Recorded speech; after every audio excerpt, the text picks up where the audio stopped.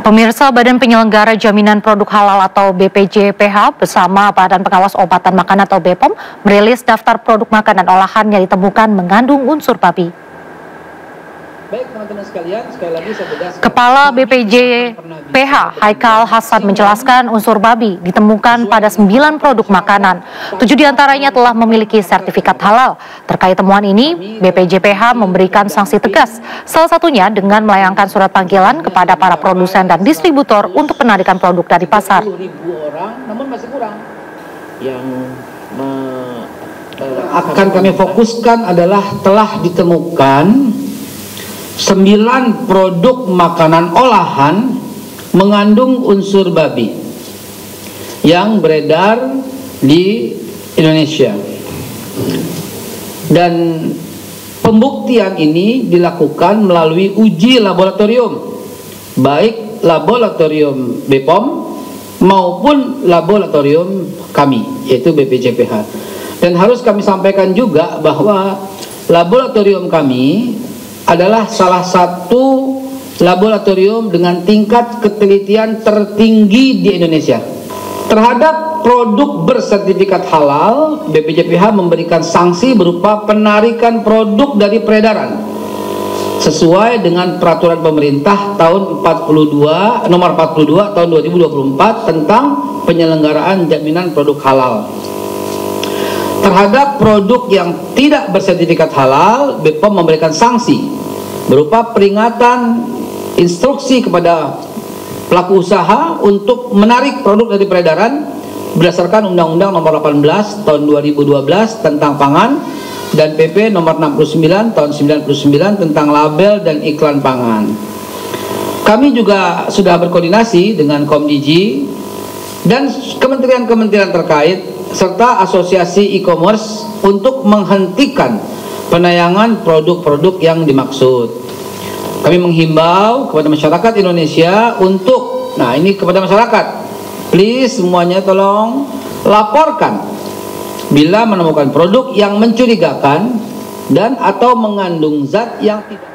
Beragam informasi menarik lainnya akan hadir usai jeda, tetaplah di Sindo Malam. Kita ke informasi lain pemirsa, PBSI melepas sejumlah atlet yang akan bertanding di Piala Sudirman 2025 di Cina pada Mei mendatang. Piala Sudirman 2025 dijadwalkan berlangsung di Xiamen, Cina pada 27 April hingga 7 Mei 2025. PBSI melepas sejumlah atlet yang akan berlaga di Piala Sudirman 2025 di Cina. Indonesia tercatat mengirimkan 13 wakil yang terdiri dari ganda campuran, tunggal putra, tunggal putri, ganda putra, dan ganda putri. Dalam pelepasan tim Piala Sudirman ini hadir Ketua Umum PBSI Fadil Imran, Wakil Ketua Umum 1 Taufik Hidayat, beserta jajaran. Ketua Bidang Pembinaan dan Prestasi PBSI, Eng Hian, mengatakan seluruh atlet yang akan dikirim sudah mencapai persiapan akhir. Tim Indonesia akan berangkat ke Cina pada Kamis 24 April 2025. Piala Sudirman 2025 sendiri dijadwalkan akan bergulir di Xiamen Olympic Sports Center Fenghuang Gymnasium, Cina pada 27 April hingga 7 Mei 2025.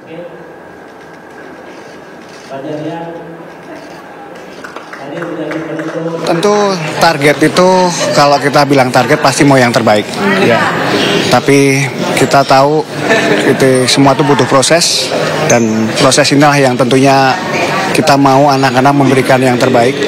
Ya, hasil hanya Tuhan yang tahu, tapi tentu kita akan memperjuangkan semuanya, menyatukan tekad semuanya untuk memberikan terbaik. Kembali di Sindo Malam, pemirsa, Menteri Luar Negeri dan Menteri Pertahanan RI bertemu dengan Menteri Luar Negeri dan Menteri Pertahanan Republik Rakyat Tiongkok di Beijing, Tiongkok. Pertemuan ini bertujuan meningkatkan kerjasama komprehensif dan strategis antar kedua negara.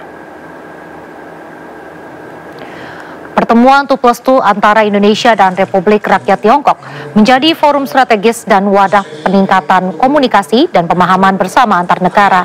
Pertemuan ini turut dihadiri perwakilan tingkat menteri dari kedua negara, yaitu Menhan Syafri Syamsuddin, Menlu RI Sugiono, Menlu RRT Wang Yi, dan Menteri Pertahanan Nasional RRT Laksamana Dongyun. Dalam sambutan pembuka, Menteri Pertahanan Syafri Syamsuddin menegaskan pentingnya menjunjung tinggi kedaulatan nasional dan keutuhan wilayah dalam kerjasama antara kedua negara. Lebih lanjut, Menhan RI mendorong penguatan kerjasama yang konkret dan inklusif, khususnya di bidang pertahanan.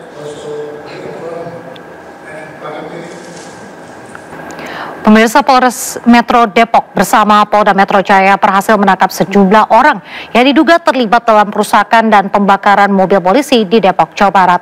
2 orang ditetapkan sebagai tersangka. Terduga pelaku membakar mobil polisi di kawasan Bojong Pondok Terong, Pancoran Mas, Kota Depok. Penangkapan pelaku mendapat pengawalan ketat. Polisi menegaskan akan menindak tegas pelaku tanpa memandang latar belakang atau kelompok tertentu. 2 orang diantaranya telah ditetapkan sebagai tersangka, sementara sejumlah lainnya masih menjalani pemeriksaan intensif oleh penyidik. Batal Kapolda.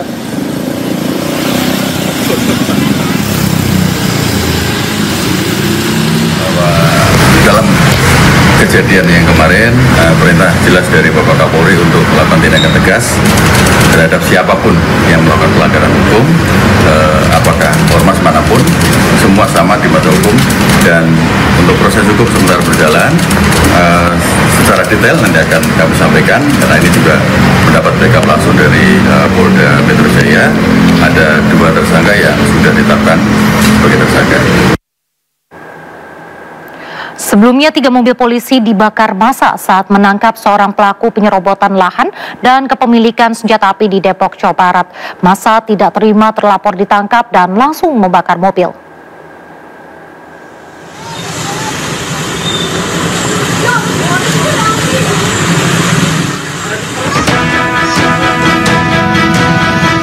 Tiga unit mobil polisi dibakar massa saat Satreskrim Polres Depok sedang menangkap terlapor kasus penyerobotan lahan dan kepemilikan senjata api. 3 mobil ini dibakar di tengah jalan dan menjadi tontonan warga. Kejadian berawal saat polisi menjemput paksa TS lantaran mangkir dari 2 kali pemanggilan atas 2 laporan polisi.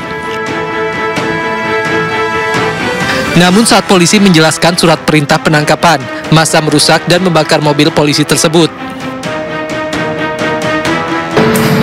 Peristiwa tersebut berasal dari tindakan kepolisian rekan-rekan Satreskrim Polres Metro Depok.